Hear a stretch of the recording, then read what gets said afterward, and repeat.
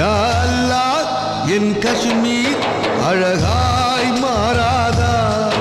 யா அல்லாஹ் என் காஷ்மீர் அமைதி காணாதா உம்மை நானும் கேட்பது மீண்டும் எங்கள் காஷ்மீர் யா அல்லாஹ் என் காஷ்மீர் அழகாய் மாறாதா யா அல்லாஹ் என் காஷ்மீர் அமைதி காணாதா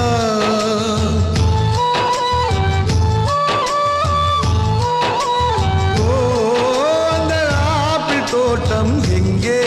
கல்லறை தோட்டம் ஆனதா பள்ளத்தாக்கின் பசுமை எங்கே இரத்த கோலம்